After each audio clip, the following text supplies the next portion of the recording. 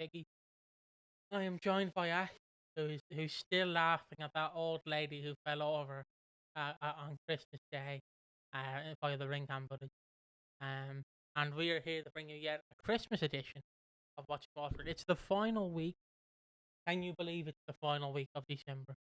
My my PC just it's the final week of December, and we are here to bring you episode 156 of Watching Walford. We're going to cover all the storylines from the 22nd all the way to the 26th of 2025. And I will just very quickly do an introduction. The topics I'm going to run through is introduction, Nigel's movie premiere, flashback episode. Then we get Nigel proposes to Jolie. Then we have Zoe Stalker is revealed, Christmas Day cluster, and eventful boxing slash St. Stephen's Day. Awards, the thoughts about the show, strictly speaking, our thoughts and wants for EastEnders in 2026. Then we have the after show, where we'll just run through something very quickly and then leave you there. And then we have the outro. But yeah, it is Christmas, and my birthday obviously was last week. I got given a great Christmas present. I seen that a guy who supports basically a registered offender, big fan of JE, the President of the United States, big fan of the President of the United States and supported Ice Trade. And basically was in a boxing match, this guy was. His name begins with a J and his last name begins with a P. And he got in a boxing match and everyone told him, don't box. This guy's in a bigger division than you. And he went, money's funny though, isn't it? The money's good. And then he got his jaw broken. So congratulations. Congratulations. You found out finally someone put you in your place. And then also on Saturday, I was given the best gift possible. Because if you don't know, we do have I have a hatred for Mr. Kane. I'm not going to say his actual name, but we have a hatred for him. And I watched just very quickly. Um, he said last year on one of his tweets, you don't lose. If you lose, you're a loser.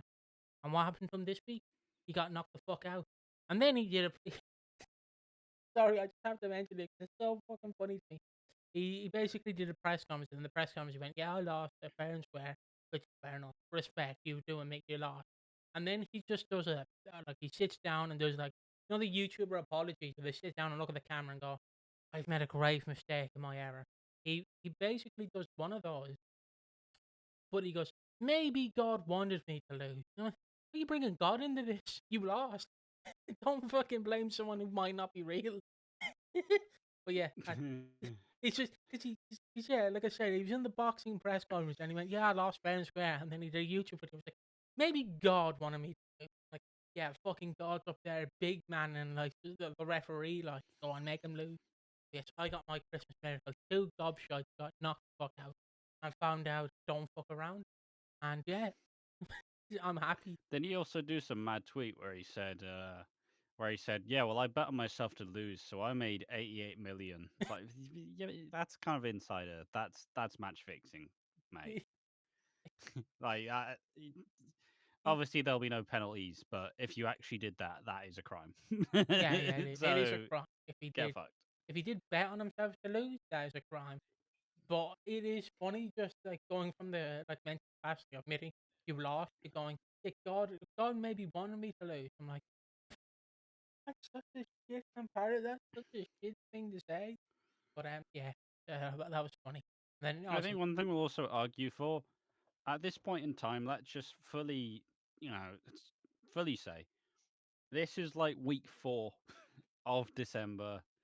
We've done all the episodes this month. We've done everything. We've just filmed like 2 hours of content earlier. We're close to the end. So if it's a little bit jaded and tired, we've already done a bunch of content surrounding all the Christmas stuff and whatnot. Doesn't help how the Christmas episode was hot garbage. So therefore, if we're a little bit checked out at this point, this is the fourth and final week of the year. It's at this point it all just gets hysterical anyways. So yeah, my drink is somewhat spilling up. just be prepared. This podcast is probably it's not going to be the most in depth. It's not going to be the most fucking bountiful, but I'm sure it'll be fun. So I guess without further ado, because we did watch one each, we get knocked out. Let's follow the aftermath of the dementia patient. Don't know what that segment was or segue, sorry, but we drive, we drive. Um, so yeah, where do I begin with Nigel's movie premiere? Let's the oh, Hold on, sorry. So it's Nigel big day. I'll just very quietly say that. And he is preparing for the movie. Everyone's prepared. Everyone's happy to see his big movie premiere. And basically, I, so he runs through it, and then he's very upset because he notices Julie has a bruise on her face. Now, obviously, as the audience, we know that by accident, to quote Sean Connery, he smacked a bit. Um, and we know he did it by accident, of course, unlike Sean Connery, who did it on purpose. And he's now like scared because he doesn't know if he did that on purpose or not, and he's kind of lucid between everything. So he kind of runs off with his Bill and Julie to go find him. And the problem you have is Nigel is looking for a taxi to go somewhere. We don't know where he wants to go, but he wants to leave. Um, because he physically cannot cope anymore. And then, so yeah, like I said, this would only be a minute because it's an introduction to this topic. But he goes into the Queen Vic. He sees, excuse me, by the way, he sees old Pat Evans, and he says, "You gonna buy a lady a drink? Or you just gonna stand there?" And that is, unless you have something to add to it, um, I did a tweet and it went absolutely. It popped off, which was good fun. I did a tweet, which I'm gonna say because I'm everybody's seen anyways. Let's be fucking honest, because it popped off. But I made a tweet on the Watch Walford Twitter, and I don't understand how Twitter works, but this one did. I simply tweeted Pat fucking Butcher hashtag EastEnders with a picture of Pat smiling, and then the fucking Ian Wright footballer meme. Or was it Frozen? Yeah, no, and the Ian Wright footballer meme where he sees like the teacher who taught him how to kick a ball, and it's like I thought you were dead. Just hat off, like oh, just did that. It banged.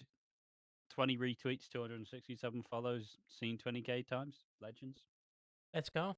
And yeah, Pat is back in some shape or form. And let's just dive right into the flashback episode. So we're in the 90s. If I had to make a rough guess, okay, that's the wrong time stamp. Hold on, very quickly. If I had to make a guess, we are in 1994, early 95, because Debbie dies in 95, so it's roughly 94. And Pat talks to Nigel. Are you all right, Nigel? And he's like, yeah, it's good to see you too, Pat. And Pat, I know, very good. And then Lonely This Christmas starts playing by Mud. And would you believe who's singing it, Ash? Now, Ash, pretend to be shocked. Would you believe me if I told you that someone who's famous for doing karaoke under his EastEnders character name was singing a karaoke, was doing karaoke? Of course, talking about Barry Evans. What? No way. Yeah, Barry. Barry. Whoa. Um, Is he really famous for doing karaoke? I mean, nowadays, I'd assume so, because everyone has seen the clip. We're going to do it Yeah, but anyways. yeah, but that implies that he's famous. Well, no, he's a meme. He's a meme famous, if that makes sense. He might not know his face, but you show him the clip of him singing "We're Gonna Do It Anyways," they'll instantly recognize, like, oh, this guy's a meme. Is what I'm saying. He's more known as a meme kind of guy nowadays. Um, and also you have that famous clip of him on the train on that in that advert. I don't know if you can do that face, Yeah, but he does. But yeah, no. but he's more of like a meme status of a legend, I guess, but more just he sadly didn't break the barrier into the United States. So like even if he were from the United, Wait. very, Barry didn't break the barrier, did he? Wait. but he I've had enough. The year's over. End it now. but yeah so he didn't break into the United States, but somewhat known in the UK, I guess, as Barry. So yeah. I just love when he sang Teenage Dirtbag. I don't know why. Did he Um, sing Teenage Dirtbag? he did sing Teenage Dirtbag. I reckon he did it exactly like the Wheatus guy did it. No, I he bet does he's not. got a great. She's got 2 tickets to Iron Maiden, baby. Yeah, Barry's just doing that. Helium. Sucking on the helium. It's me. Um, because my Your favorite. name is Barry. I have a dream. Because my favorite bit of him covering Teenage Dirtbag is just some guy who's singing the song and then Barry chimes in. And obviously, one of the lyrics is her boyfriend's a dick. Like a man just goes, her boyfriend's a dick, and then Barry goes, bit harsh. He brings a gun to school. Fair enough. I'm like, okay, Barry. Okay. Didn't realize improv comedy was up there. Yeah, yeah. But yeah, that's. Anyway, back to Barry. He is singing "Lonely This Christmas Time" mod. I am very famous song. It's typically the theme of the episode. Yeah, because it will be lonely this Christmas, implying that it's Nigel's last Christmas. Without you to To hold. hold, it'll be lonely this Christmas with no fuel to keep my heart. Sorry, just had to. But yeah, so he sings the song, he invites Nigel up, and then we get a meta commentary saying he hopefully he doesn't marry someone that would kill him. Yeah, yeah, Barry. Hopefully you don't. Hopefully you don't, Barry. And then, and Ash pointed this out to me, and it still buckled me. We found out he has a type for northern women. As we see Debbie, and I've never just to preempt this, I've never seen Debbie in my life. I know of her, but I've never seen actually like scenes of Debbie in it. So when I just seen, oh, you Nigel, Julie, you here? No, it's Debbie. And side note, I brought this up in the reactions or on something. Um, obviously I watched the behind the scenes for this episode. So obviously I'll just reiterate what I said there. So obviously you have Pat Evans or Pam St. Clement. Yeah, people come up to me and go, "You're Pat." I'm like, "You're 12. How do you know me?" But I like when people come up to me, but I'm confused. Obviously you have Barry gone, or you have Obviously, Sean. she doesn't realize that the iPlayer exists. Yeah, yeah, probably. And then you have Sean Williamson Yep, who's like, don't blame her. you have Sean Williamson who's like, yeah, yeah. People always ask me, will I come back? And I never had the opportunity, but now to do something cool, it's kind of nice to see that I'm back in some way. His day rate's definitely gone up. Like you said, his day rate's definitely from £5 to £10. But and then it cuts to Debbie. Oh no, you also get Phil and Grant. It cuts to Phil, like young Phil and Grant, and they both say, "Yeah, Which it is a cool way to kind of show how Nigel's memories aren't entirely accurate. Because obviously, if it was the 90s, you would be seeing actual Phil and Grant, but it's kind of blurred the line. yeah." And obviously they go, "Yeah, it's great to be here in the Queen Vic." And then my favorite is Debbie, because no offense to the actress, she seems to be a lovely northern lady. She seems to be I lovely. mean, she's sharing a scene with someone with dementia, and somehow she is the one who doesn't know where she is. Yeah, because if you don't know what I'm referencing, you basically, so like I said, you have Phil and Grant, young Phil and Grant, are like so excited to be here on the set. We've never really been here before. So cool. And then you have Debbie, who it literally looks like the Kurt Angle meme, where it's like that, lost in space. And she's like, yeah, I can't wait for this Christmas Day episode. It's so fun to see. It's so fun to hang around here with Nigel. It's so fun to be back on EastEnders. The set hasn't changed in 30 years. Has no one told you what current EastEnders set looks like? The set has changed, Debbie. I know you're like not with the show anymore, but like, what the fuck are you on about? Like, she is so lost in the sauce. And respect to her. She does a fantastic like job in her role in this episode. But I was just laughing at it, like just watching it, just watching the behind the scenes of her. But to break back to the episode, we. Oh no, I thought your camera froze. We go back and obviously Barry, like I said, makes a joke. And then Phil and Grant arrive, young Phil and Grant, and they say, "Hey, do you want to help us rob a turkey, Nigel?"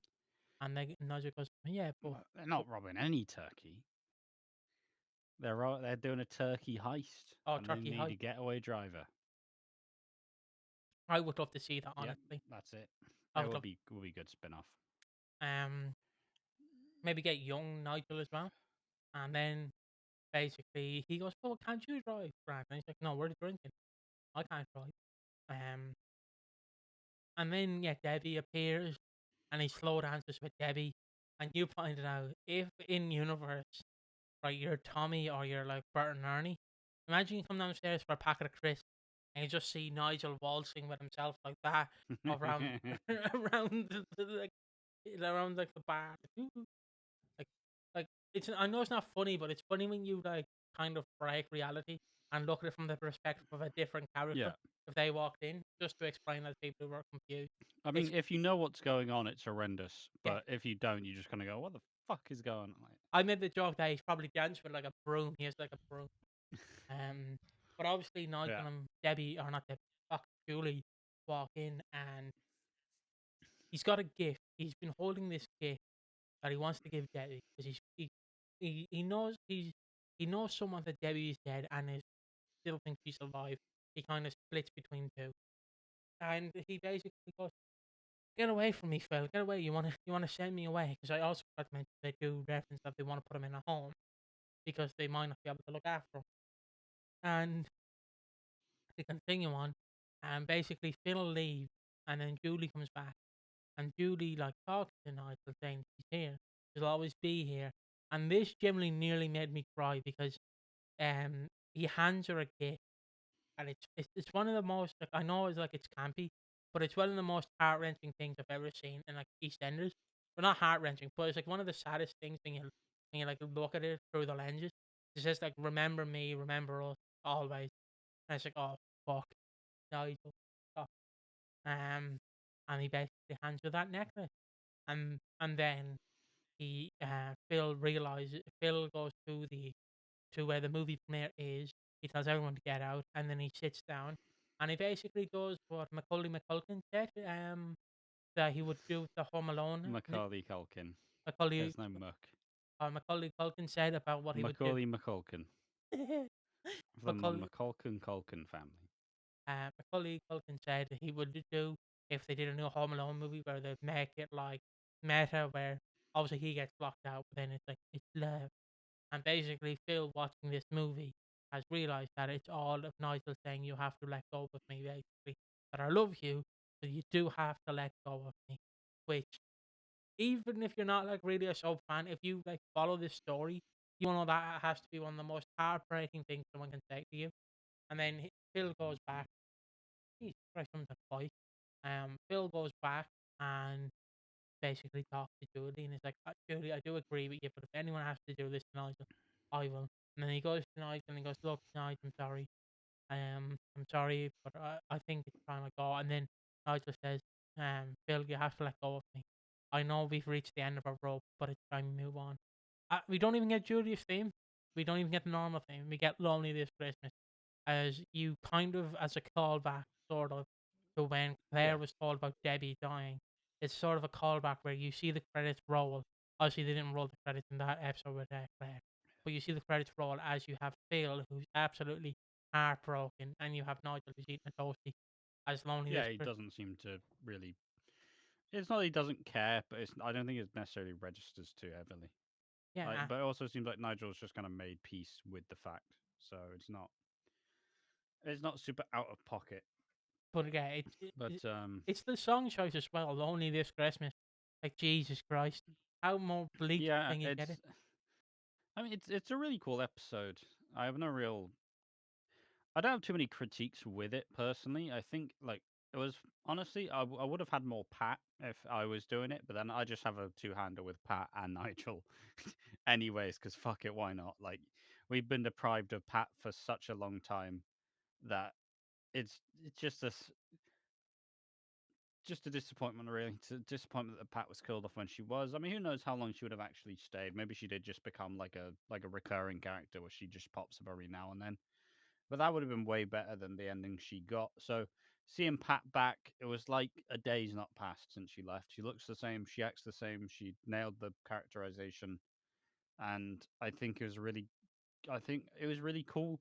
It's a nice little cool way to kind of take a look at the 90s in another way, because a lot of the audience won't really give that much of a shit. Like I feel like every EastEnders fan knows of Barry, Debbie not so much, and then young Grant and Phil, it's always nice to see them tag along. So there were a lot of really cool stuff within this episode. And I think for me, this is the episode of not the year, but this is the episode of Ben Wadey's era.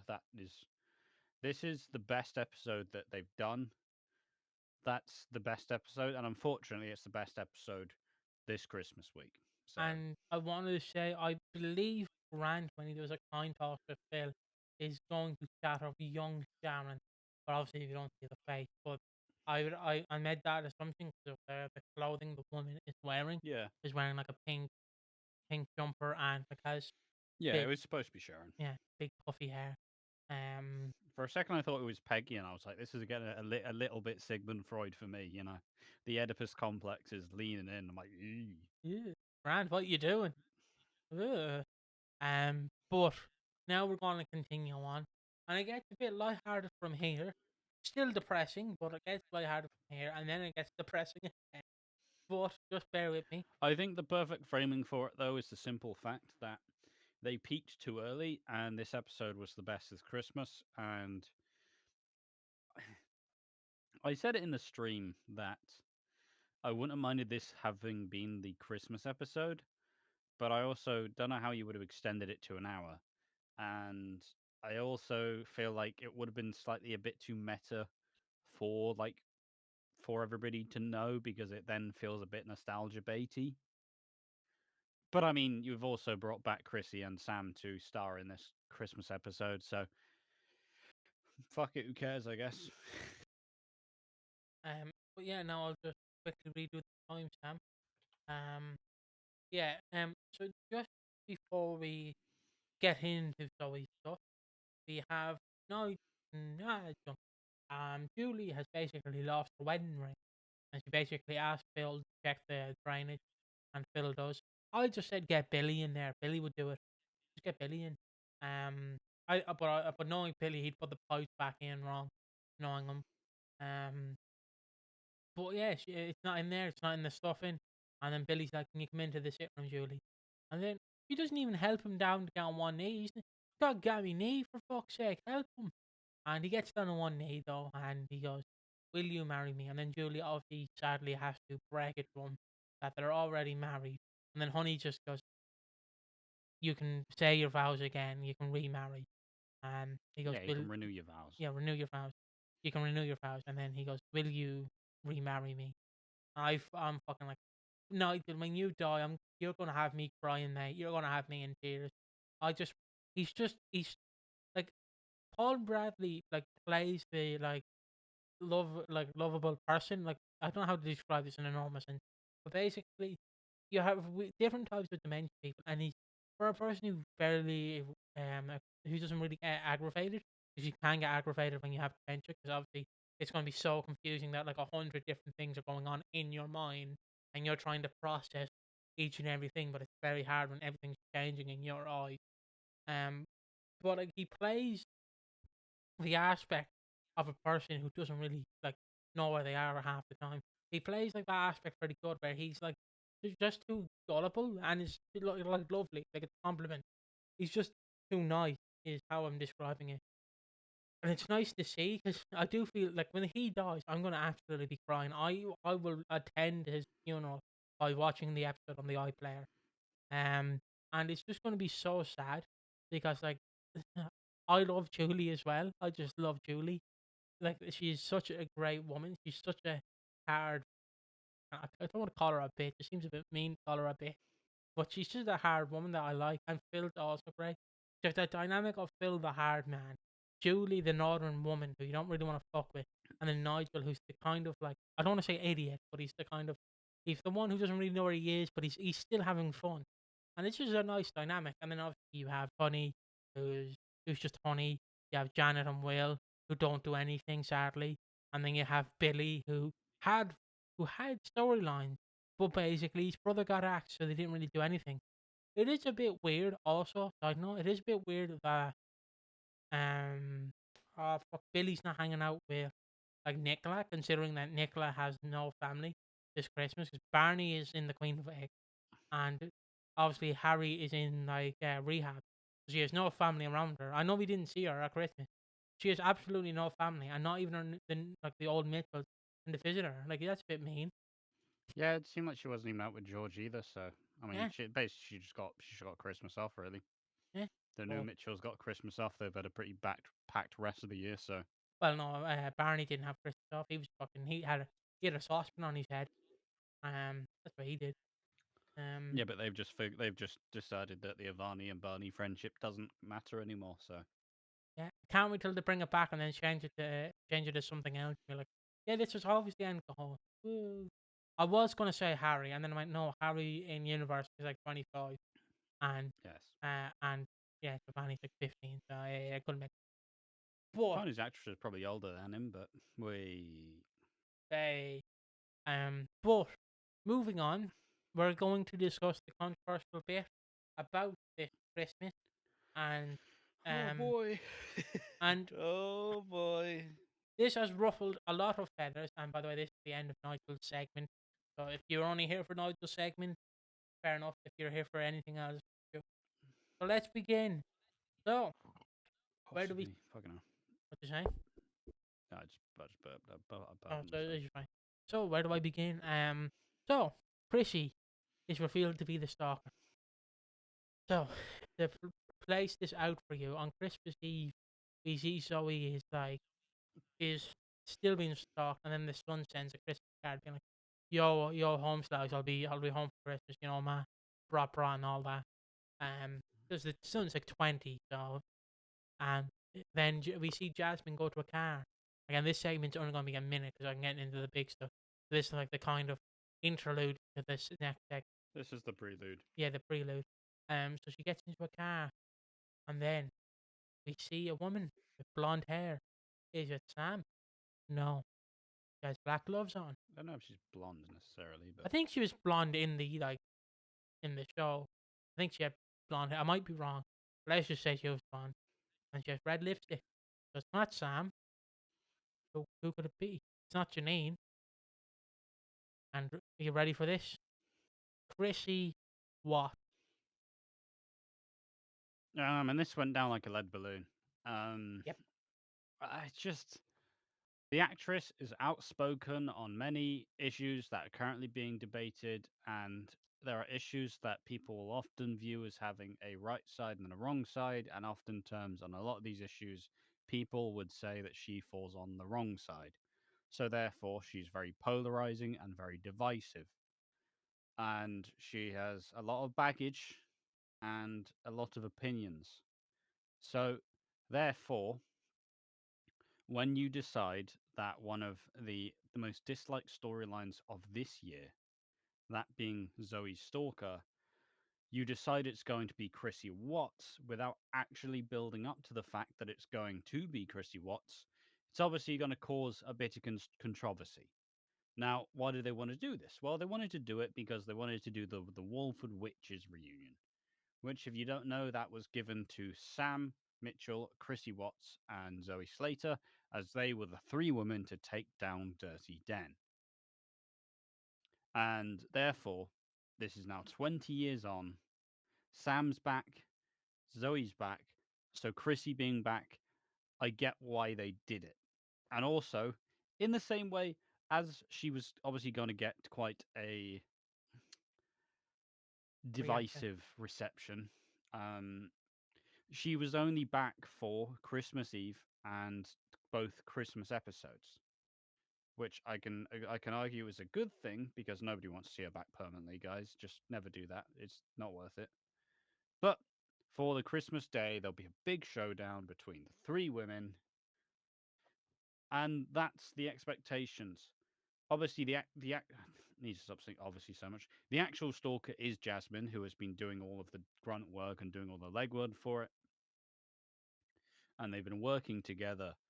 It is unveiled that they've been working together for the last 3 months, as when Chrissy was in London, she heard that Zoe had been shot, and she went to the hospital, which both Zoe and Chrissy were at, and they met, and then they conspired to make Zoe pay. And that's why they've spent the last 3 months stalking. The response was pretty bleak, all things considered, simply because why do a mystery if you can actually answer the question without like hindsight or without like a lot of like kind of theory crafting? Because they had shown no signs of it even remotely being Chrissy Watts, other than the fact that there's a famous storyline 20 years ago where they were all involved. That's what I think ruffled the most feathers. Well, other than all the other bullshit she's done, but allegedly. But that was a big kind of gripe. And Yeah, I don't know. It was the reveal was pretty garbage. It was very campy, which is what you expect. It's kind of who the characters are. But it's a weird uniting of two of Zoe's kind of not rivals because she hasn't really interacted with Jasmine that much, but it's a cool way to kind of wed it. And you think, like, theoretically, in the pitch room, you go, oh, this is a really cool idea. I still think it's been too long for it to actually be worth it, but you can understand why if you know everybody has the story that they'd want to do. Maybe Ben Wadey wanted to bring back the Slaters and do 20 years on of the Denwat stuff, but definitely wasn't received particularly well. And then with just to like, because I know someone will ask if you will bring it up, I just and it's also a shame when you look at it because in comparison, and again, we don't know the full extent of what happens behind the scenes. We're not diving into it, but also what ruffled feathers was. People went, "You fired Jay Brown for saying an ableist slur." Again, that's all we know. I'm just gonna put it out there. That's all we know. That's all we know. He could have done something much worse, but all we know he was fired for an ableist slur. And then you immediately go, "Look, I can't stand you making fun of the disabled, but you do support the killing of millions in Gaza." So like, welcome back, Chrissy Watts. Woo! You know, it's just it's the very BBC double standard when you look at it. Like that's too far. But what you did, Tracy Ann Orphan, that's all right. Welcome in, bitch. Eh, it's just, again, we don't know, and I don't know what Jamie Boric did. In other than that, he could have done something horrendous. I'm just saying, from the perspective of a fan, it's very fucking funny. Well, not funny, but it's very very such a weird bubble to look at. Just to say that. 'Cause I know someone would probably say, "Will he bring it up?" And yeah, there you go. That'll be the only reference to it. And then Jamie Boric did a Christmas story. We went, "Hope everyone has an eventful Christmas like I did." I went, "Yeah, sorry, mate." Uh, and that's all I was saying on it. Not getting into like why he was fired. I don't know why. But there's probably more to it than we know. But now, and I will preface saying this, we will be talking about the character, not the actress, the character Chrissy Watts. Just in case people are like, "Wow, you're so defensive of Chrissy." We're on about the character, not the person. I couldn't give a shit about the person, honestly. I've got too much Botox in her fucking brain to think anyway. Fucking thing going on. 33. Oh, oh, four. Yeah, so this is the Christmas Day cluster. Are you excited to talk about this, Ash? I know we've done it to death, but are you excited? Um, No, I mean yes, I am. Love Chris Christmas, great Christmas, best Christmas ever. but yeah, no. Where do I begin? Well, you see, a, a big storyline going. Well, not big storyline. Just just so people have a background check. Going into it, the storylines you had going into it was the Stalker, Anthony like finding out and wanting to find these children. You have that as well, and then you kind of have Max and Cindy. I'm not really Well, gonna. you also have Max finding out that Annie is his, Yeah, and there's a big Beals and Brannings bust up. I guess I can include it here because it is in the Christmas Day cluster. Yeah, So I will just very quickly. So basically, Max goes to the house after Oscar tells him on Christmas Eve, "Look, mate, everyone knew that Annie was your kid, but we didn't want to tell you, mate. Sorry." And then Max just goes in and like, "Yeah, fuck you, Jack." And then Kathy just lets it slip. "Look, Jack slept with your ex, with your missus." I And would still argue. I 100% believe that if they told him on Christmas Day, would have made for a much more interesting reveal. mhm, Like they've spent so long avoiding telling the truth about the stalker and all the Zoe stuff, but they're just dropping Jasmine, Zoe's daughter, like a week early, and then Max has been back all of 2 days. He has exposed Lauren's like charity scam, charity like stealing from charity. He revealed to Annie that he is her dad, and now they've had revealed that the family lied to him about being Annie's dad. So they're speed running all the Max stuff, not speed running anything else. yeah, yeah. And then he basically fights Jack, and just has a scuffle with Jack and then leave. And then yeah, he goes and sleeps with Cindy. He goes to Cindy, and then I brought it up all the time again. Goes to the elevator to Cindy, lets him in, and then he sleeps with her. And then Cindy is called by Ian, and she goes over to Ian, and Ian says, Max will be. I know this is on Boxing Day, but I'll just counter it here. Max will be at the christening. Do you mind that? And Cindy's like, hope I don't see that fat fucker there. And then Oscar and Lauren tell Max that Cindy will be there, and Max like, oh, right, fair enough. They have the complex of where they've already met each other, but now they're going to meet each other and be like, oh my god, did we do it? We did. Oh They my, fucked without knowing who each other was. yeah, yeah, yeah. Thank So therefore, obviously, the whole point of this is Cindy hates Max because Max killed Steven. And I mean, Max doesn't necessarily hate Cindy, but obviously he knows his reputation. So you. And now we move on to the big Christmas brawl. So it's Christmas Day in Walford, which means it's going to be the happy day of the year, the happiest day of the year. Nah, only kidding. So Anthony, throughout all of it, has a restraining order. His wife has a restraining order on him. He wants to see his kids. He wants to find Zoe's kids. He wants to be a part of the kid's life. They doesn't know the dad. Allegedly, we don't actually know if he is the dad. It's been alluded that he is the dad, but we don't know if he is the dad. But we know he's the dad of his other kids. So he goes into the Vic. He's complaining to his wife, and then I've made this stuff multiple times.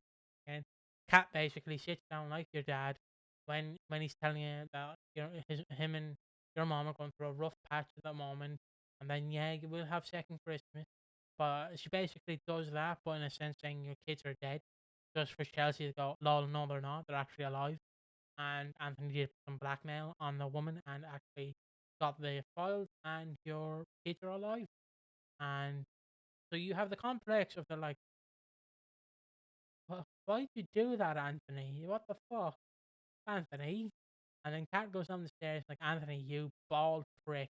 Listen here, you. I can't say the word. You, you fucking gobshite. Why did you lie to me and my daughter about her kids? And then Anthony's like, yeah, I'll be a better parent than she ever could be. And then obviously Kat tells him to get out.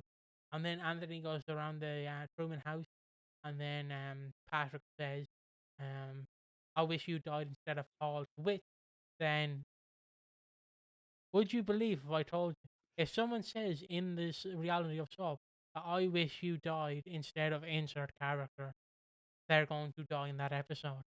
Um, it's the comparison I have is like in wrestling when you see the opponent lift up the belt a week before the pay per view, and then you know they're not winning at the pay per view. They've held up the belt. It's the exact yeah, same. If a sub character tells you, "I wish you died instead of insert character," you're dying, yeah, mate. You're dying. yeah. Um, just Poor the end. Patrick didn't deserve a terrible son. Yep.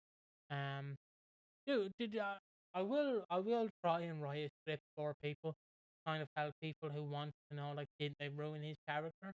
Because there's like all I have to really do is go through like the history of Anthony. He's only in there for like 3 years. Like in there like swimmer, and then he leaves, and he just kind of comes back and then leaves again and then comes back. And this is just a weird time. So he goes back. He goes to the Queen Vic. He goes upstairs, and then he's like, "Hello, Zoe," and Zoe's like, "Yeah, hello, dude. Yeah, how are you?" And he's like, "I'm fine, but I'm gonna be a better dad to those kids than you were a mom." And so you're not coming near my kids. Stay the fuck away from me, please. And then she hits him with the lightest slap I've ever seen against the wall, right? Just a little dunk to the wall, and He smashes the back of his head into the wall. yeah. But the way it's shot, it looks very like, Oh, it's very flimsy and very weak. Yes. yeah. Like I know you're not actually going to grab Nicholas Bailey and go like that to him because that would probably break health violations. But you I could mean, have, this fight is horrendous. This fight is one of the worst fight scenes I've ever seen in my life. and then And if there's any, like, you literally did it with Jack and Max. You did one earlier that was way better than this one.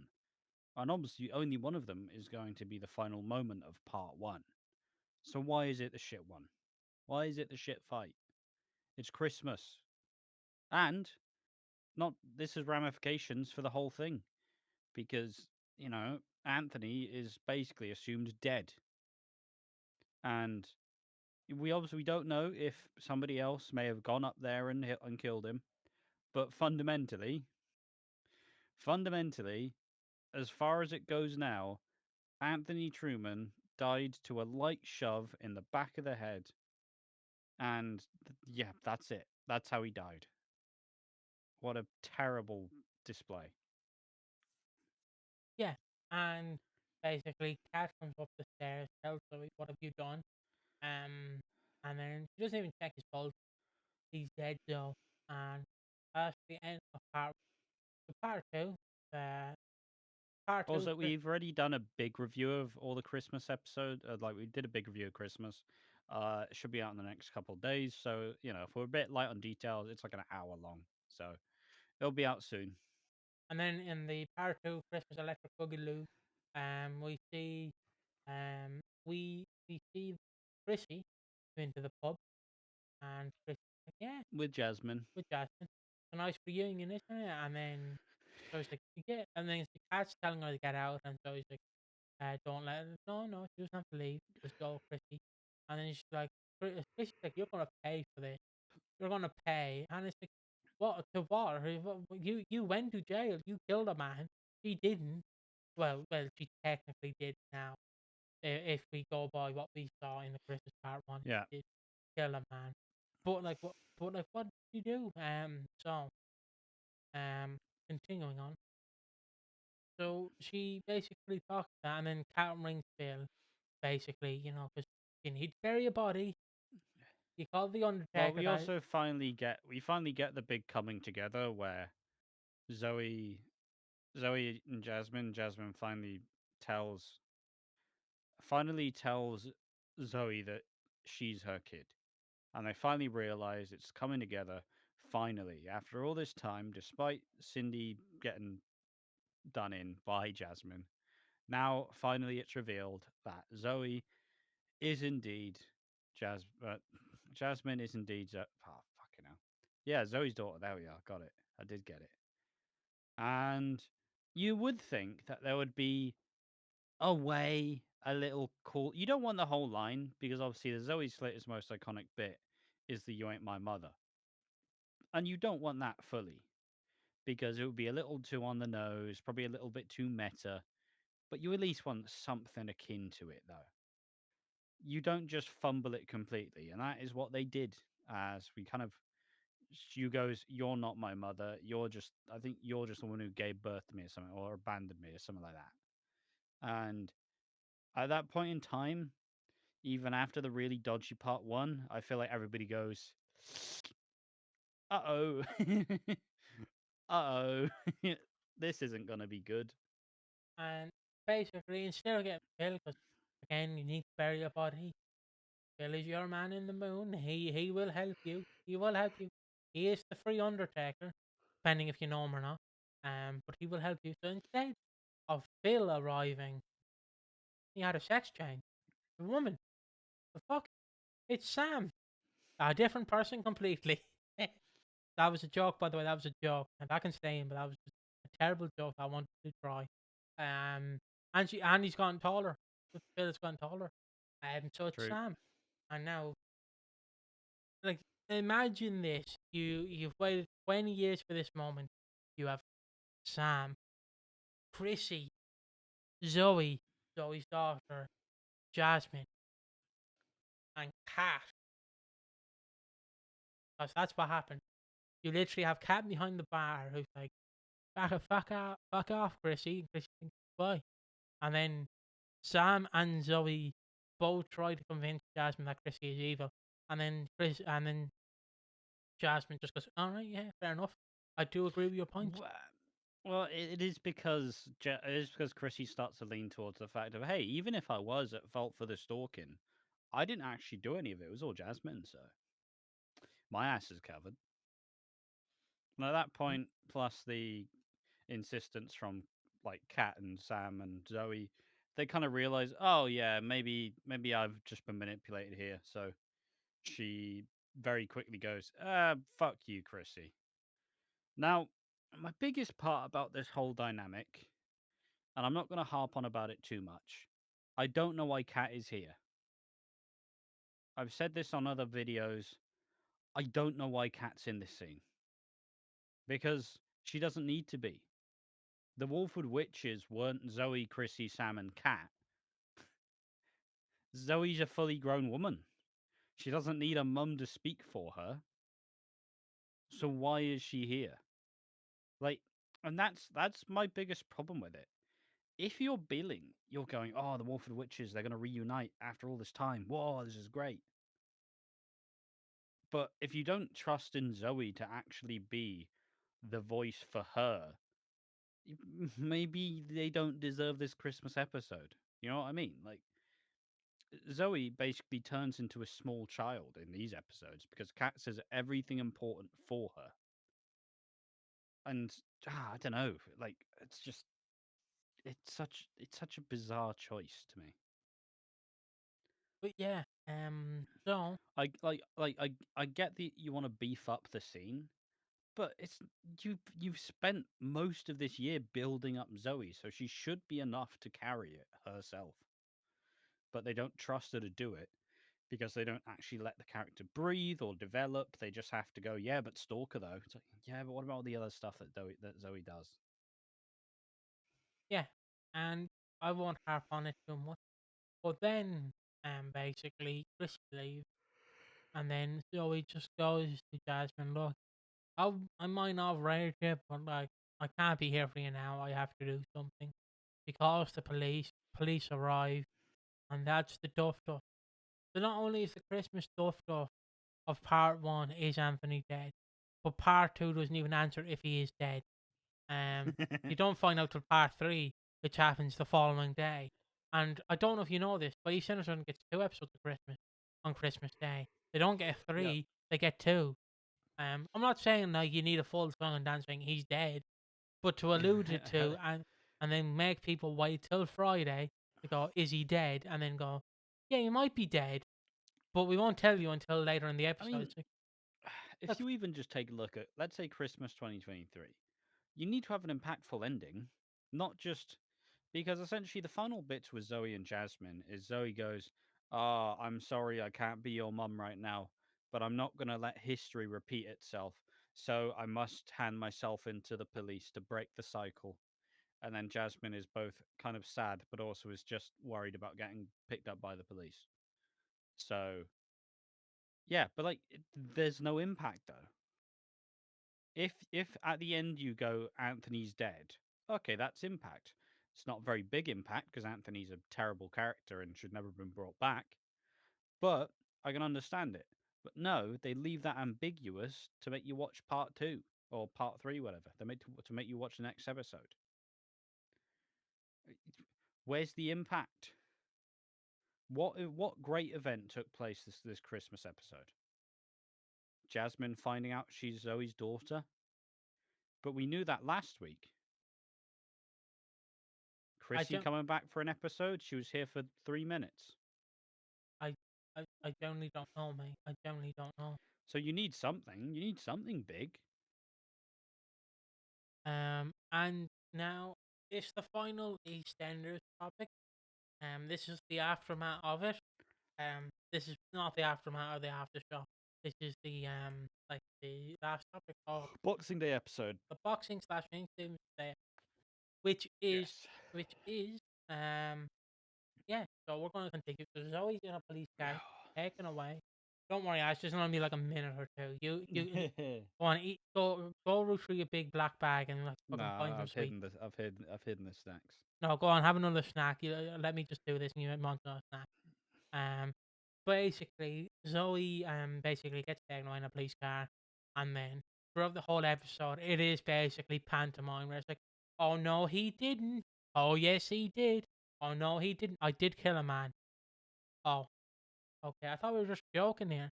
No, I did quite literally murder a man. Yeah, I know. It's not no fun and dance. I did. It's basically when you have a friend who's like where you're joking back and forward, and then they just come out with the most batshit information possible, if that makes sense. So you just have the two friends who are just joking, and then you have that one friend who's like, I did shit myself when I was 5, and everyone made fun of me, and then, yeah, like, all right, fair enough. Okay.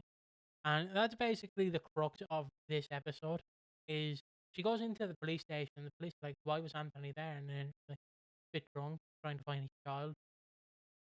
Yeah, and then he had a fight. His head.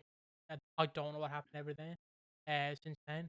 And also, my dad pointed out, and I'll go through my dad's theory in a minute, that obviously Anthony got a light shoved to the back of the head.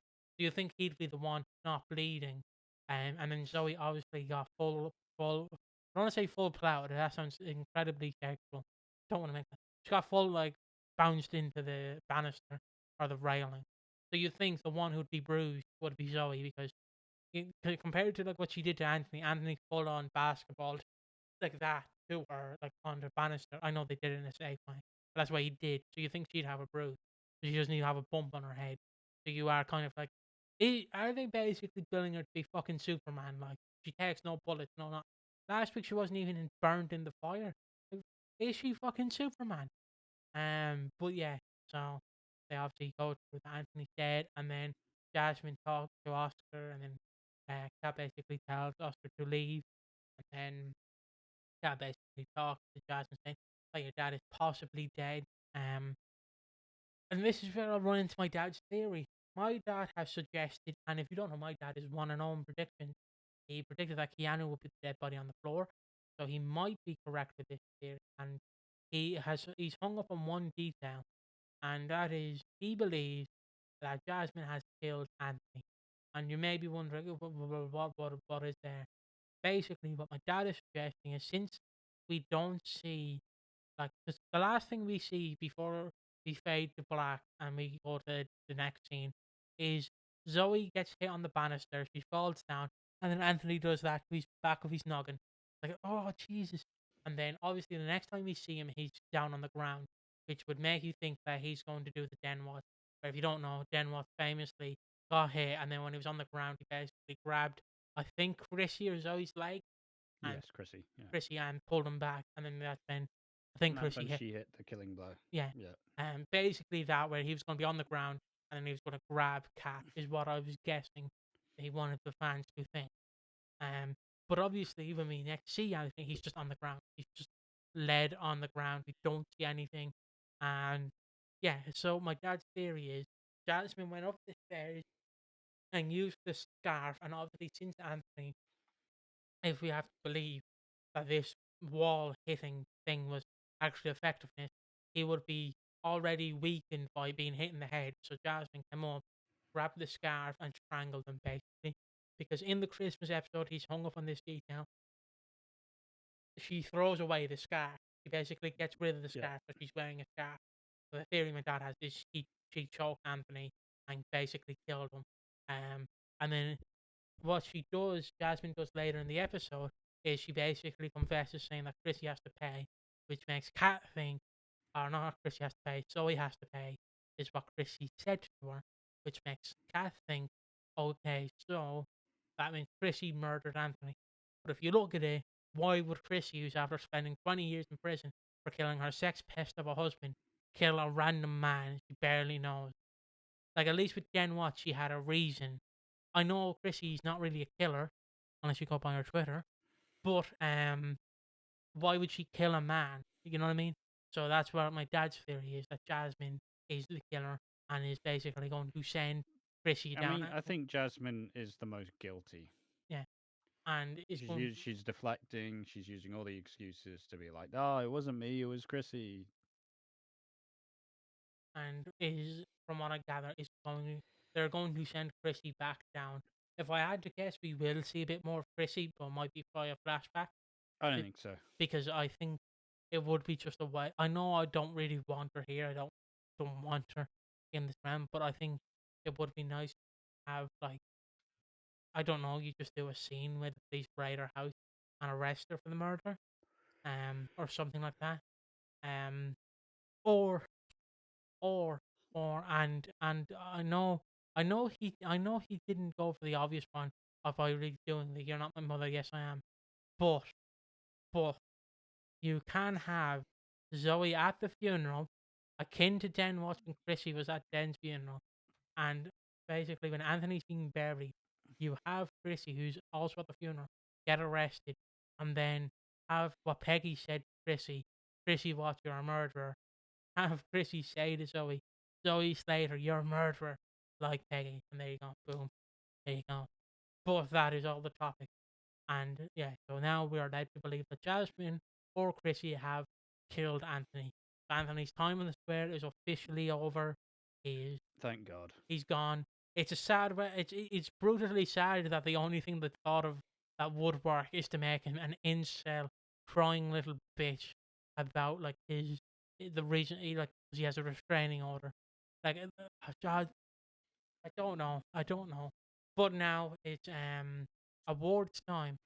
And I thoughts mean, about just the thoughts about the show yeah, that's what I was first. going to do. That was going to be the topic. Was awards and thought about the show. Award. You Um, want to go first? The uh, camera on you. it's a strained week of EastEnders. I can't lie. It's not great. It struggles dramatically. It fails to deliver. It's just not a very, other than the Nigel episode, it's not a very strong week. And the the the difference in opinion from what the writers want us to feel and what we feel is completely different. Because I feel like we're supposed to be excited at this Chrissy Sam reunion, Chrissy Sam Zoe reunion. Uh, Obviously, the best bit about this, other than the Nigel episode, is the Max and Cindy kind of stuff. That's really exciting. But still, we're heading to a situation where Max is gonna fuck up his life again. And I don't want to see vengeance filled Max. I don't want to see sad Max because I really don't like that part of the Max character. So yeah, I don't know. I It was a pretty bog standard week other than the Nigel episode and the Christmas episode and even the I don't understand why there was a Boxing Day episode either. Like it just felt like, oh yeah, we'll give you another episode. Yeah, but why though? It was pretty boring. Not much really happened. Like yeah, sure, we finally had Jasmine being taken in by the Slaters essentially, but it wasn't really worth it. The stuff you expected to get given a lot of time wasn't given time, and the stuff you didn't expect to give time to was given way too much. Yeah, and that is the sentiment I feel as well. This Christmas episode was honestly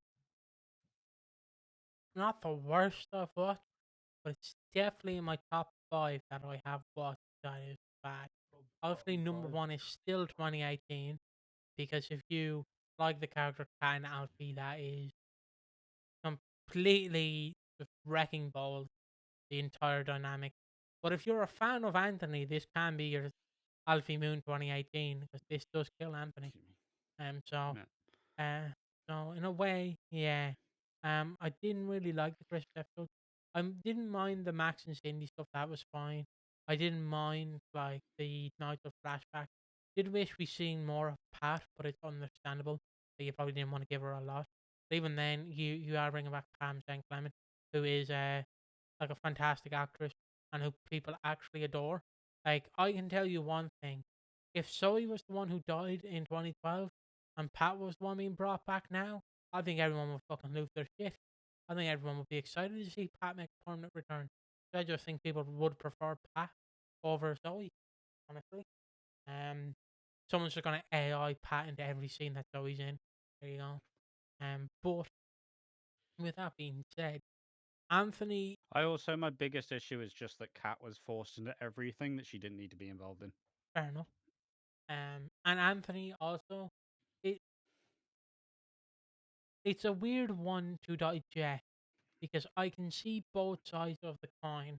On one hand, yes, he hadn't been given like storylines for the past 10, 15 years, something years, and basically you bring him back and you want to give him a sharp edge. But at the same time, if you're a fan of Anthony and you followed him through the trajectory of his career, you will know this is not what Anthony would do in a sense. I get you want to update the character in a sense, but really, was the choice to make him Joel Marshall for 40 years old and with a restraining order? Was that really the like goal? Because again, are we supposed to feel bad for Anthony dying? He did basically ruin a relationship between Howie and Kim. I know Howie stole off the disabled, but like there's a big difference there, lad.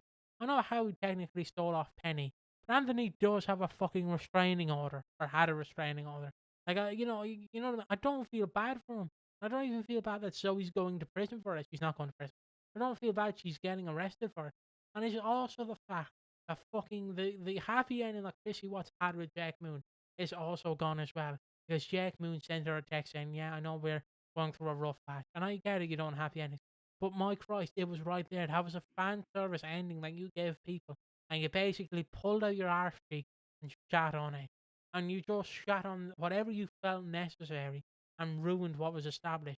And it's still been 3 fucking months, and I'm still waiting for the mention of the brother that has not been mentioned in 3 months. Mention him, for fuck's sake. Mention him and acknowledge the history of your show and stop changing history and stop erasing characters and changing the trajectory of your characters that you want to change.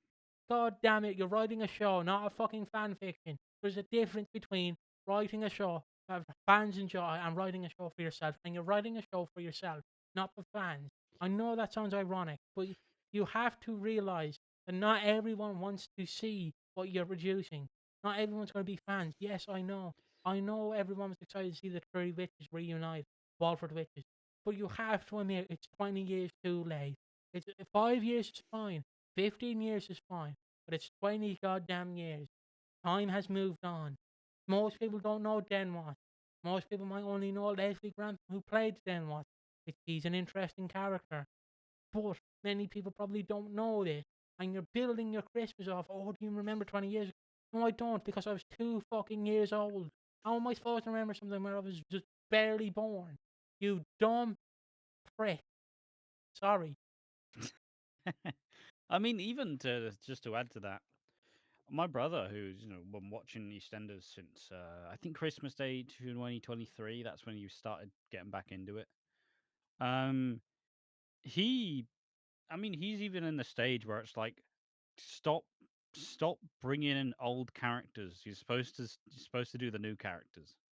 Stop bringing in the nostalgic characters, because as Piggy's saying, a lot of people won't really know a lot of these older characters. So Yeah. therefore, you feel like you're letting down the current fans who are fans of the current show because you're currently plastering a bunch of older characters there, who it's none of them are doing their best work in 2025. It's been a long time since 2005, 2006. It's been a long time since that time period where a lot of these characters may have been at their peak as such. And, So and you need to keep building these newer characters and not feel like you're just going back to the drawing board doing some fan fiction from the mid 2000s. The time to do it was past. This wasn't the right idea. The lack of any of them actually getting anything substantial to this Christmas episode other than Zoe hampers it.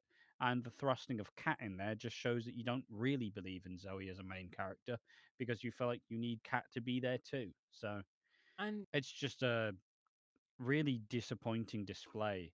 And, not everybody, look, Christmas episodes are hard, man. yeah. They're very hard. You have to try and recreate the magic of Christmas, which I'll be honest, this one didn't feel inherently Christmassy. The side plot was pretty rotten. The Max stuff was decent, but the Zoe stuff was pretty ass. So all in all, you need to take a rain check. You need to actually take a look and go, okay, that didn't work. Now we need to start listening to what the audience wants and not do everything. You don't need to do everything the audience wants because the audience are fickle. But fundamentally, you have to change something because this has been a bleak 6 months. It's been a bleak start to your run as executive producer, and all you've really proven to do is that you'll broadcast these. I mean, it feels wrong to call nostalgia acts in a sense because they're not, but you are broadcasting these characters whose peaks are long behind us instead of platforming your newer characters. And And I when you know. start to do that, you get the reputation of being someone who does just like nostalgia baiting. Because if we compare it to Chris Clenshaw, his characters that came back had 1 week, not Christmas. 1 week, 1 episode. That's it. That's all we had. Not leading the Christmas episodes. That's the difference.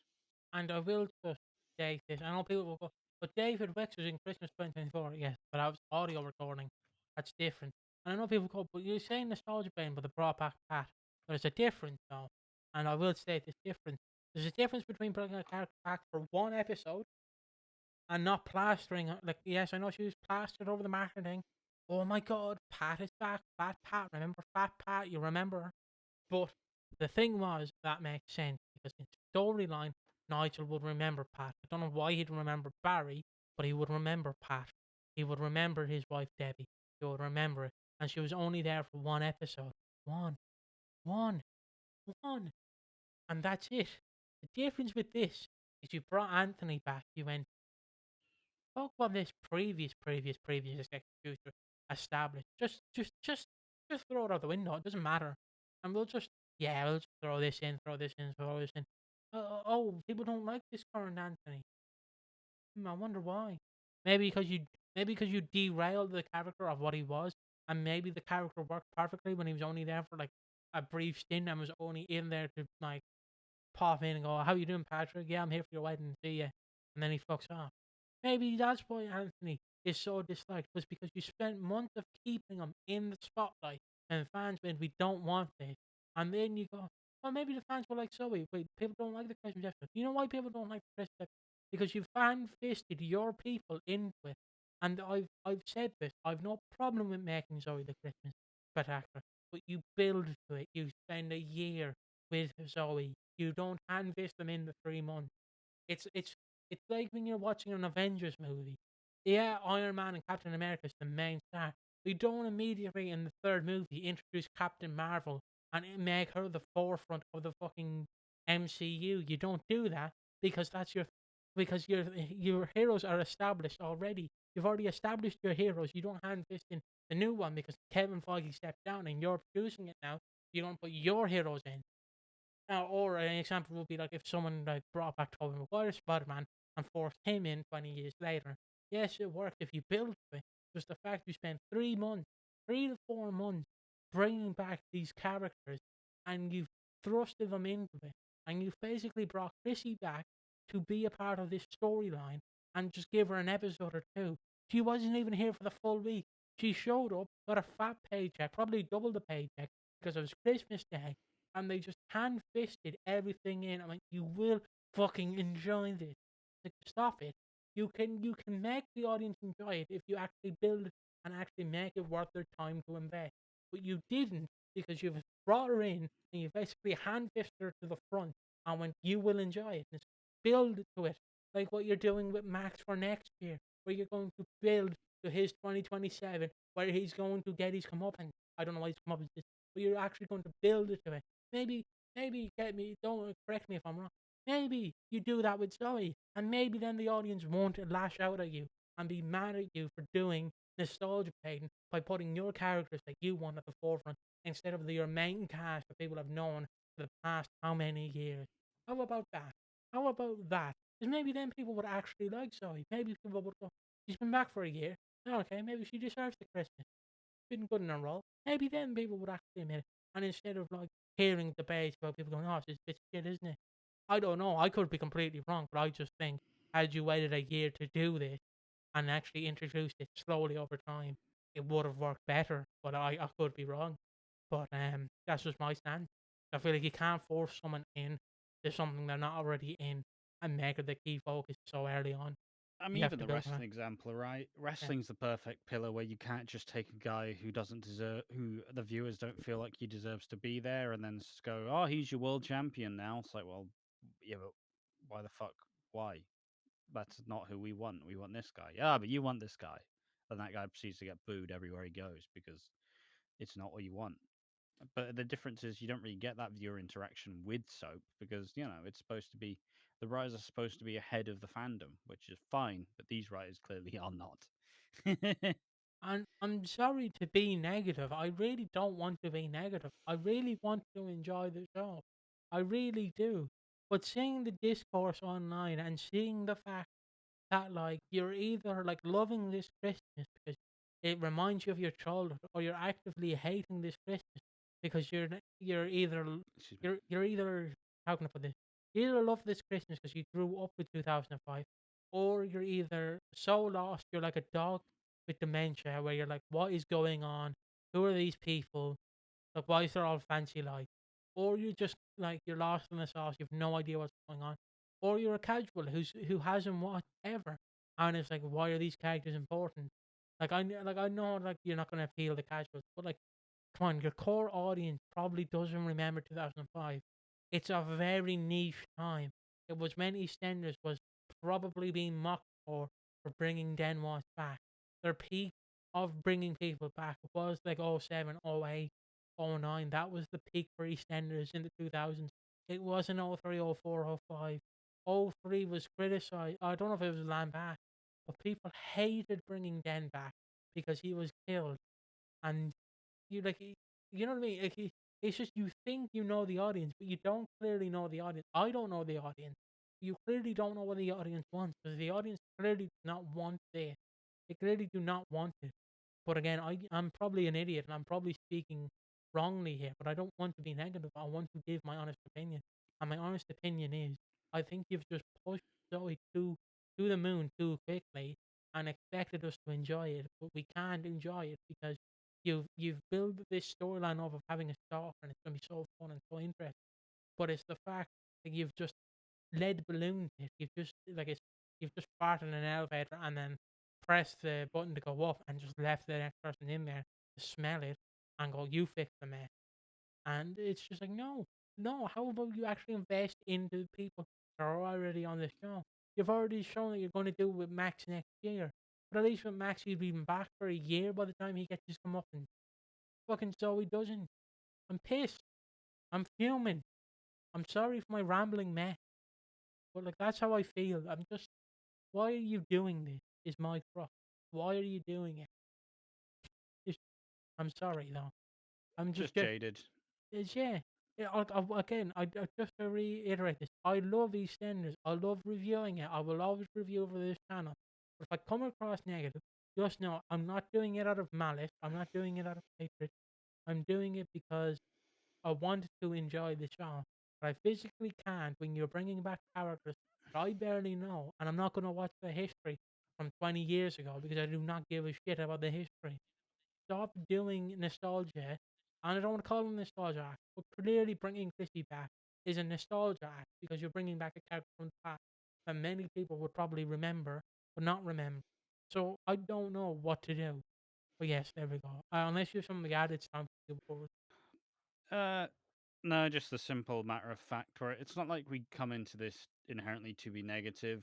As I said before, we do enjoy the show fundamentally, but some bad choices from the writers does make it a little bit less palatable than it may often tend to be. So it's not like we're ever like at this point we've done this enough. We don't need to like over egg our opinions or emphasize it dramatically. We're not doing a bit about how EastEnders is abysmal and all the other shows are good. This is just how the cookie's made. This is just how it is. So let's not, you know, we don't want to be super negative. But if there are things that do annoy us and do unsettle us, obviously we're going to talk about it because, I mean, it's kind of our whole gig. So we're not trying to be assholes about it. But if it's been in a bad place, we have to point it out. I love all the soaps I watch, but equally, just because I love them doesn't mean I'm going to shower it in glory if it's smelling like shit. Sorry, Yeah. I'm just reading. My weekly Luigi comic was released.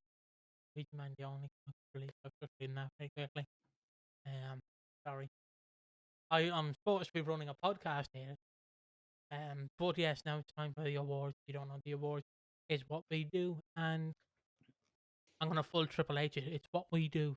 We do what we do, and we do what we do. We do what we do, and what we do is we do awards, and the awards we have is the Chris Clancy Award for most promising. Gonna be honest, I don't fucking know what is most promising. And then we have the Anthony motherfucking Truman Award. Most wouldn't. Obvious answer is Anthony, but we'll have to get that. Then we have underrated and who needs slapping down. So are you ready to do what we do, what we do, when we do what we do, what we do, what we do? Christ. Yeah, sure. Chris Clanshaw, most promising. Walford on Tap's ending soon. Yeah, actually, Which means we get to go back to doing our normal videos, and I get to just watch the EastEnders from the comfort of just by myself whilst I'm doing other shit. So that is what I'm looking forward to. It's been really good fun. It's been a good December, but fuck me, am I ready to take it at my own pace and do it when I want to do it? yeah, and I guess Chris Hanson. It's going to be intriguing, not promising, but intriguing, of where this Anthony stuff is going to go. As much as I complain about it, it's going to be interesting if we find out about why he has a restraining order and why his wife doesn't like him and how people react to it. So obviously we haven't seen Howie. So Howie's going to be like, I don't really know how to feel about this. Then like you'll obviously have the reactions where Patrick's like, I told him I wish he died of Paul and now he's dead. And yeah, that's we're gonna have all the different interactions. It's gonna be interesting to see that. And now the next one is the Anthony Motherfucking Truman Award. Who is the most wooden ass? And I know you're probably gonna say Anthony, so I'll let you have Anthony if you Yes. want it. So Anthony's ass. I'm gonna pick Anthony, and yeah, that's it. The last time he gets the award whilst he's still alive, but will he get it whilst he's dead? Who knows? I will nominate the fight between him and Zoe. That is a fight of many degrees of weirdness and shit. So yeah, in the next up, underrated. Who gets underrated? Alright, Oscar.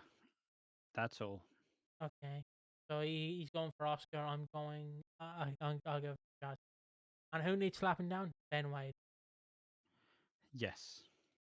And there we go. Now it is strictly speaking.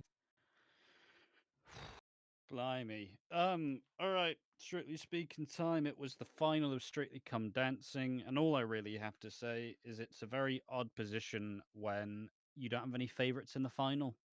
And that was my experience this time. You had Amber Davis, who is playing Ellie or Elle in Legally Blonde the musical. You have Karen Carney, who was a lioness and a former footballer, but also I'm pretty sure she did train in dancing till she was 15, then chose football. And then you had George Clark, who was a YouTuber who had no dance training, but also did quite well in the competition. Um, I didn't really have a dog in the fight, essentially, so the final was quite unremarkable. Plus, it feels like it's kind of in a state of flux for Strictly currently, because I mean, Tess and Claudia, the hosts, are leaving, so it feels like there's going to be a lot of shuffles up for next year, and I don't know how it will manage once the hosts change and if the vibe changes completely. I don't know. They did some good stuff this year, but this series probably attracted much weaker celebs than they usually do. So, yeah, it's a little bit of a sketchy time to be a Strictly fan. I'll say that much. Okay. And now this is a new topic that I want to introduce. Um, I know it seems like I'm rattling through everything, but actually it's a bit late. So he can have a nap while I do my little rant here, and he can chime in when he wants to chime in. So yes, this is a new topic that I have. I brand new. It's our thoughts on one three sentence of 2026. Just a quick rundown, very briefly. You don't even have to give 5 minutes. At. You can just give a clear list Plus, of, we you know. might even be doing our own awards, and I imagine this is probably the fine way to capsize it. So yeah, it'll be a nice little small bit about wishes, a wish list essentially. A wish What do we list, yeah. want for 2026? 2026? If Santa Claus could bring you anything from EastEnders in 2026 that you want to see, what would it be? I know Santa Claus has already been and gone, but let's just say he's coming back. A consistent run of good weeks of EastEnders. Is that all? Is that all you want? A consistent good week?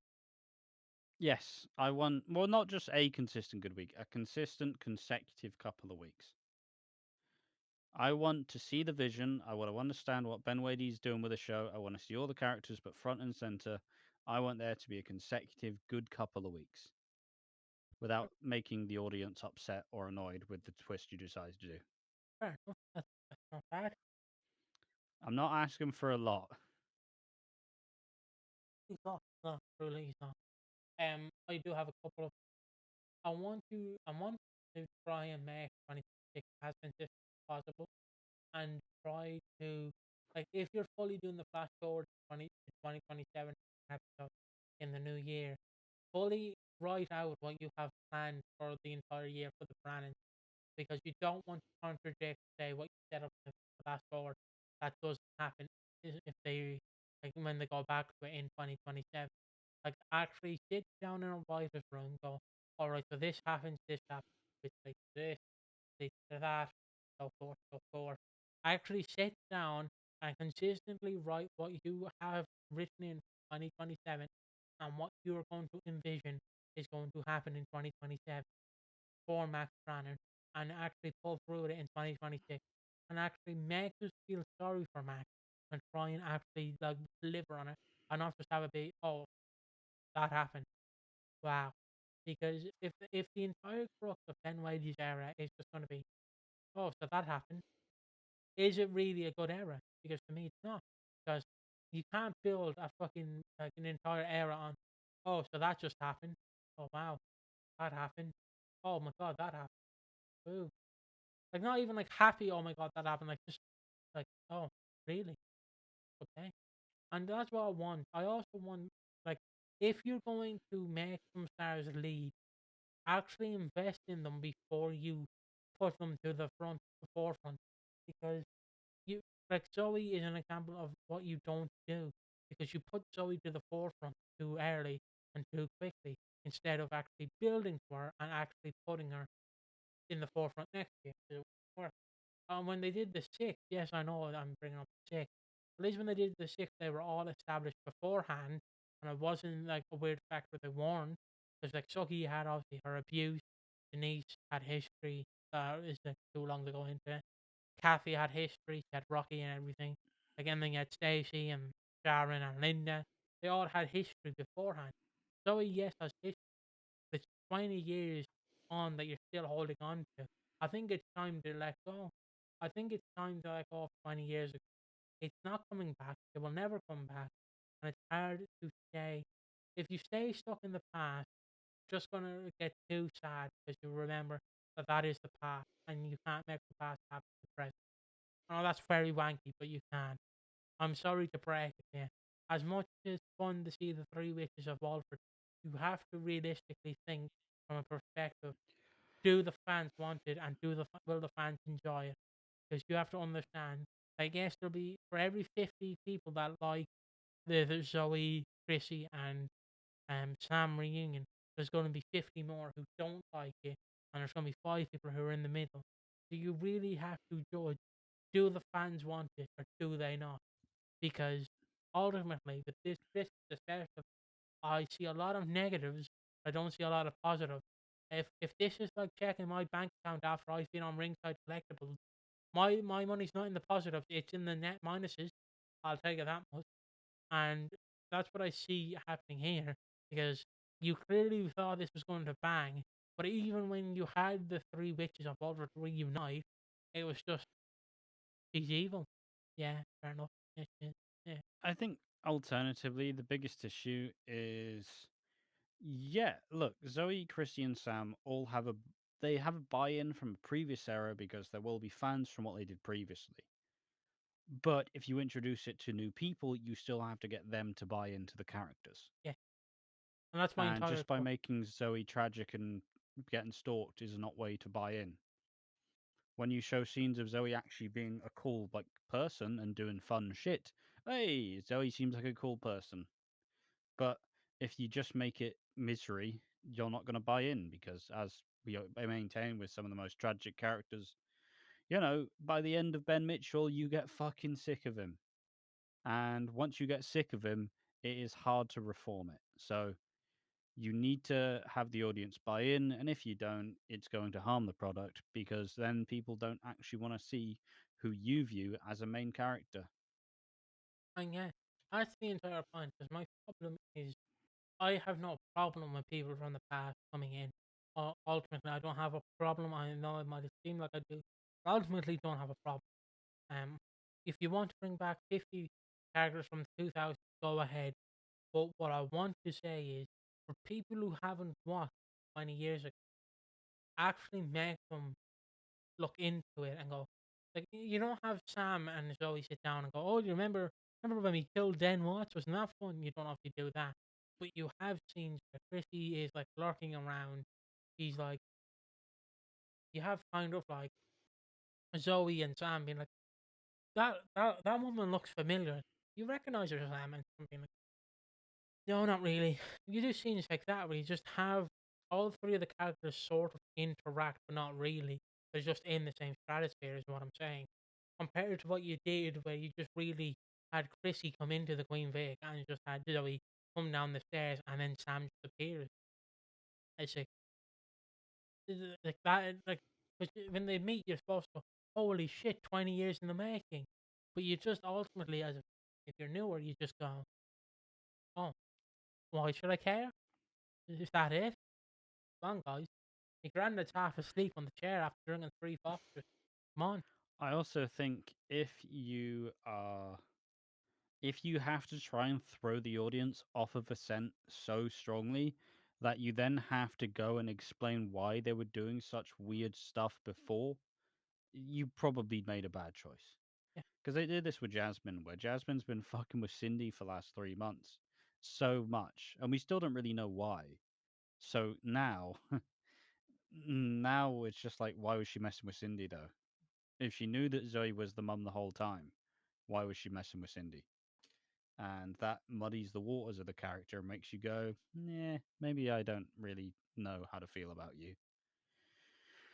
Oh, But yeah, is and there anything else? you could just sit there while I just ramble on for about 5 minutes. Just sit in the chair, and that's all you have to do. I guess the only other thing I really want, in 2026, really for EastEnders, like you said, consistency. I also just generally, if you're bringing characters back to the past and you're pushing them forward, at least build to a bit more and have the characters interact, because up to the Christmas, Anthony and Zoe were the only people that really interacted at all. Like I'm counting in the Christmas episode, like the people that were in it. Like Zoe and Anthony were only really the first few to interact. Jasmine sort of interacted with Zoe, but it was kind of like, it's that weird face where you're like looking but you don't want to, like, it's basically when you're talking to your friends, like, I fancy that girl over there, and your mates just like that, which is kind of just taking a glance. Like maybe have them share a bit more.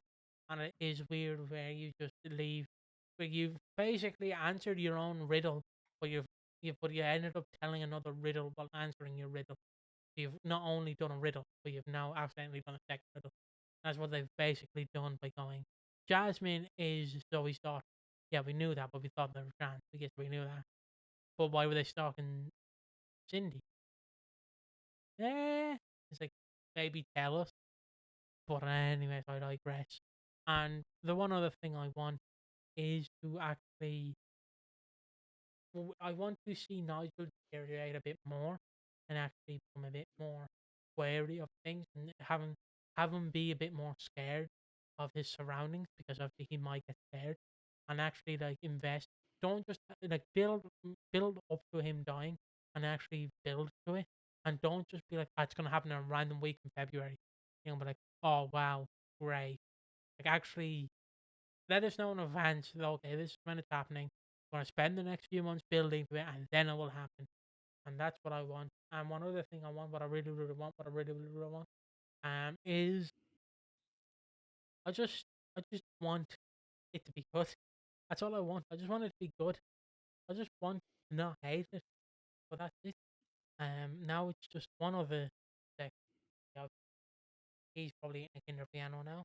Um, so this is the after show. I'm just waiting for it to hit for the timestamp that I have it on. So yeah, what is the after show? Well, the after show is what we talk about and how we really enjoy it. So I'll just do that again now. Is this the after show? I already did it. intro we get now. This is the after show. So, that was my Christmas. Well, it was good. You know, had Christmas with my dad.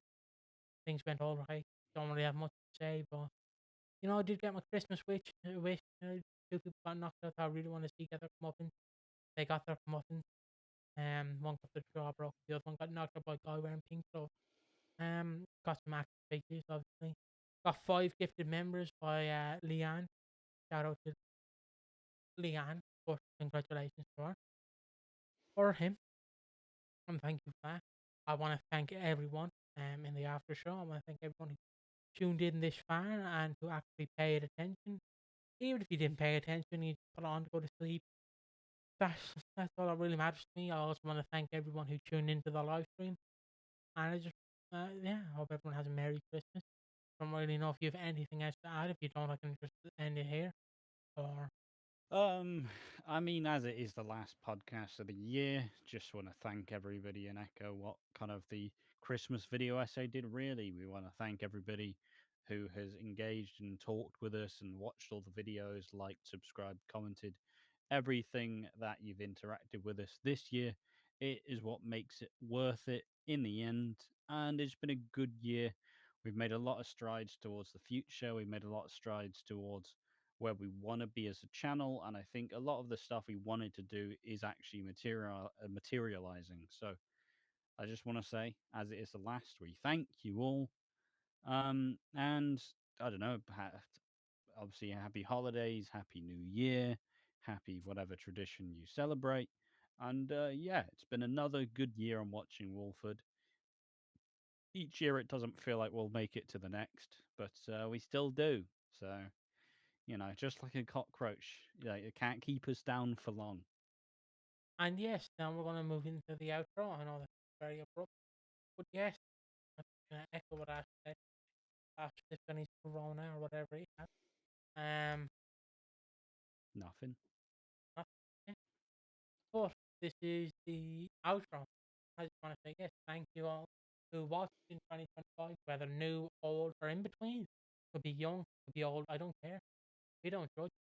Just please, if you message us, please be over 18. If you message us, just to put out there, I don't want to buy in a band situation because I was taught what law is the war, and that is the law. So yeah, do want to thank everyone who watched. Do want to thank everyone who subscribed, who became a member. I want to thank everyone who tuned into the live stream. We will be live hopefully on New Year's Day. If the episode is dropped early, we might not be live. But if it's not dropped early, we probably won't. We will be live and we will be there to help you react to Max Brannan and what he does in 2027. We will try and be here throughout 2026. Who knows what the future holds? That's all I'll really say. Who knows? You could see me in the first week of January. I have a giant dick face tattoo. Face dick tattoo, whatever the phrase. And yeah, just appreciate everyone here.